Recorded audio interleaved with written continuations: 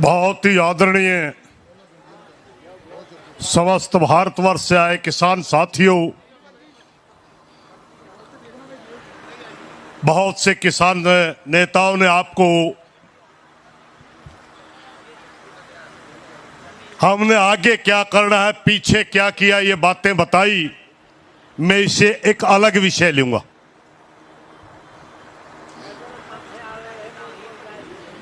रुक भाई रंबेश, उल्टे काम। आदरणीय किसान साथियों, आप सबको पता है कि आपके खिलाफ बहुत सी साजिश रची गई। क्यों रची गई, ये भी आप लोगों को आज जान लेना चाहिए। जब हमारे इन तीनों कानूनों को ऊपर सटे करवाया, सरकार ने करवाया था। मैं आपको बताता हूं, आज बड़ी कल परसों एक पंजाब का साथी हरियाणा के बारे में कुछ बोल रहा था, उसके पेट का जो दर्द निकला है मैं बताऊंगा आज।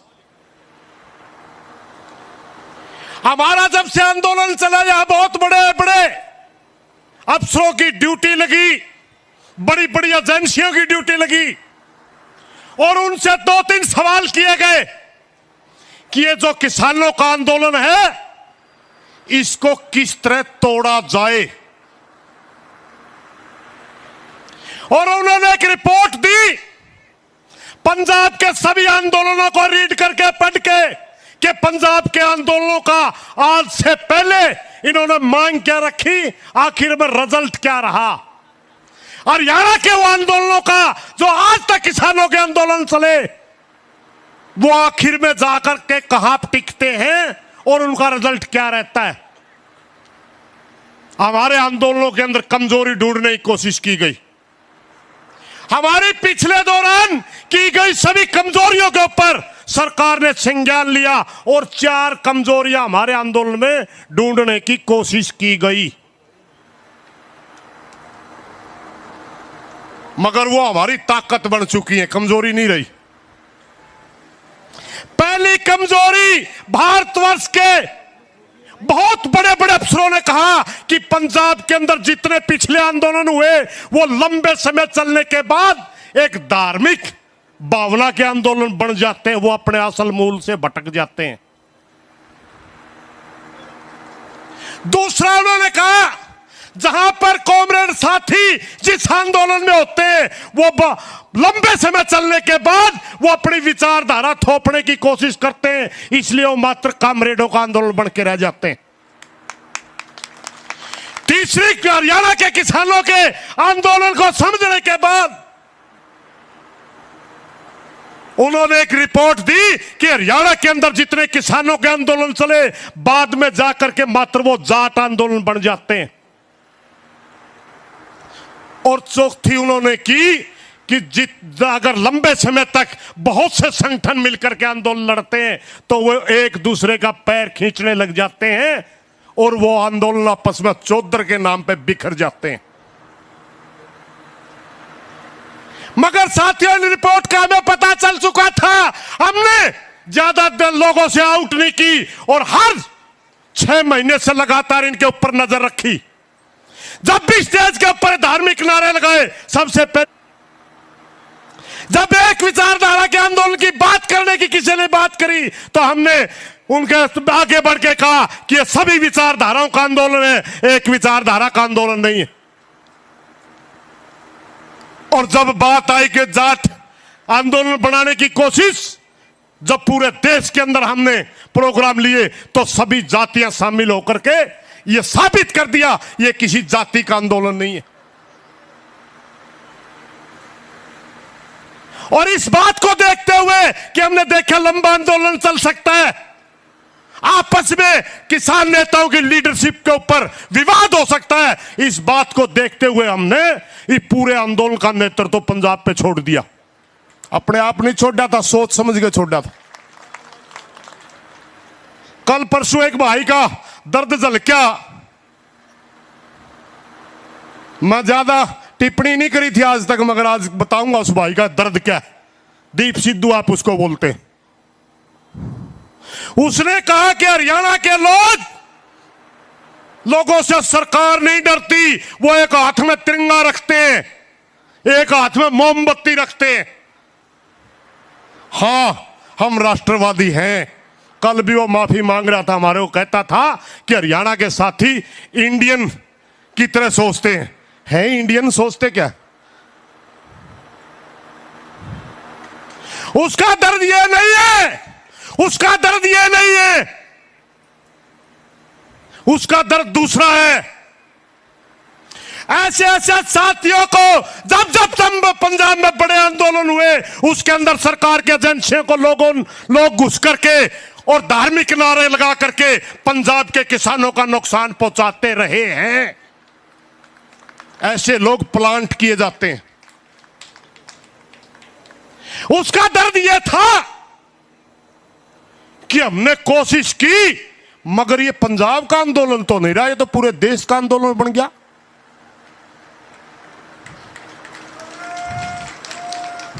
मैं खुले मन से उन साथियों को बताता हूं, ये राष्ट्रवादी लोगों का आंदोलन है और किसान से बड़ा इस देश के अंदर कोई राष्ट्रवादी नहीं है। अगर किसान के घर में 2 लड़के पैदा होते हैं, एक खेती करता है, किसानी करता है, दूसरा सेना में भर्ती होकर के देश की सेवा करता है। पंजाब हरियाणा भाईचारा, पंजाब हरियाणा भाईचारा।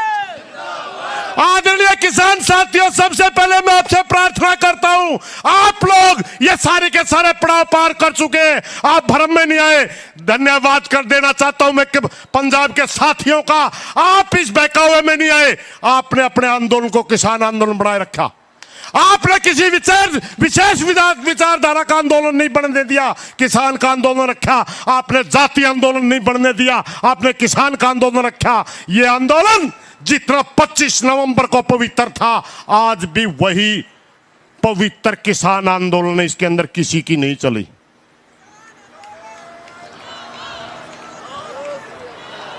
आगे की जहां तक बात है, आगे की जहां तक बात है, बहुत से सरकार के साथी भ्रम ना रहो भाई। हो सकता है आप 4 अक्षर हमारे से ज्यादा पढ़ रहे हो, मगर 32 साल तक बहुत से साथी, कल मैं मोर्चे में ही था, मीटिंग में नहीं गया, कहने लगा, एक आधा साथी कहने लगा आप मीटिंग में क्यों नहीं गए? अपनी अपनी आदत होती है, मैं ज्यादा चौधरी बनने का शौक को नहीं। मगर एक बात मेरे सबसे ज्यादा, बहुत से साथी ये सोचते हैं कि हमने आगे कैसे बढ़ना, लड़ना, मगर मैं दुश्मन की चाल पहचानने का मेरे से बढ़िया नहीं मिला गमन साहब ने। जिस दिन भी इस आंदोलन के ऊपर कोई तकरार आएगी, जिस दिन भी इस आंदोलन के ऊपर हमारे को बदनाम करने के लिए कोशिश की जाएगी, भारत सरकार की कोई भी एजेंसी हमारे आंदोलन को बदनाम करने की कोशिश करेगी, याद रखना मोदी जी आपसे ज्यादा तजुर्बा है हमारे को, भ्रम में ना रहिए। अफसर तेरे पास होंगे, क्योंकि आप नेगेटिव सोचते हैं, आप दूसरे को नुकसान पहुंचाने की सोचते हैं। हम पॉजिटिव सोचते हैं, हम परमात्मा में विश्वास करने वाले लोग हैं और हमें मात्र जनता के भले की सोचते हैं, आप जनता के बुरे की सोचते हैं। साथियों, आने वाला समय, मैं हिसार की घटना के ऊपर बोल रहा था, 16 तारीख को हमारे ऊपर लाठीचार्ज हुआ, 24 तारीख को हमने कॉल दी, हम सोच रहे थे 10,000 किसान आ जाएंगे, मगर जब हिसार में जाके हमने देखा, जिस पार्क को हमने चुना था उस पार्क की स्ट्रेंथ ही इतनी थी कि वो 10,000 आदमियों का चुना था। वहां जाकर के देखा कि पूरे हिसार शहर के अंदर किसान ही किसान खड़ा। हमने कमिश्नरी का घेराव की बात करी थी, वहां डीसी जो है लड़की है, मेरे को कहने लगी अंकल जी आपने तो कमिश्नरी के घेराव की बात करी थी, आपने तो पूरा हिसार घेर लिया। हमने कमिश्नरी के घेराव की बात करी थी, मगर हिसार की कोई जगह बाकी नहीं थी जहां किसान नहीं था।